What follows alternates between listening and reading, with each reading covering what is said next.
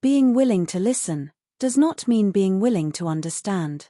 In most encounters, beings do not come with the intention to understand, but rather predisposed to express their personality, continuing the performance of their roles.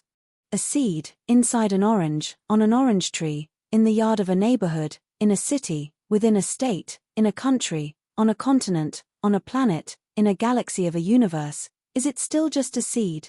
The gaze is decisive in the imposition, expansion, and reduction of the limits for the composition of things.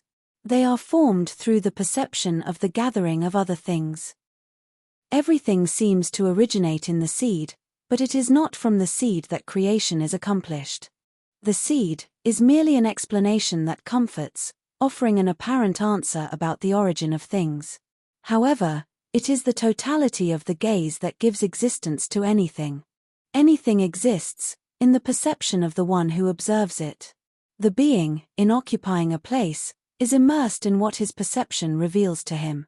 By modifying this perception, he transforms the space he inhabits, and even alters what appears to be the essence of each thing. Everything, in its entirety, results from the limit the being imposes on their own perception. What enslaves or frees them is the command they exert over that gaze. This is what makes them the master of themselves and of the universe they construct.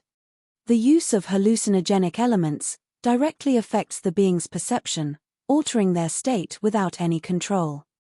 The so-called shamans had, and still have, the goal of controlling hallucinogenic elements, seeking the right dose which, when applied at the right moment, allows perception to shift, with some level of control. The final result of this technique will never be the being's mastery over themselves. That is why shamans call it the path.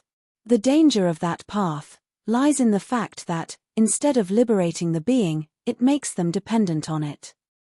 It is difficult to perceive that the being uses mechanisms created to understand creation, place it under control, and find an exit door.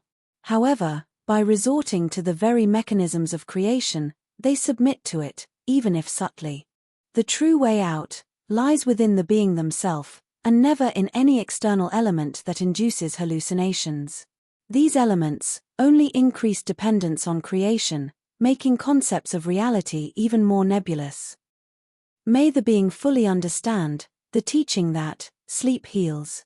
May the being have the perfect understanding that the one who says, "The kingdom is within, and not outside," assumes the most common name there is to remain hidden in each one, even when their personality is exalted by ignorance.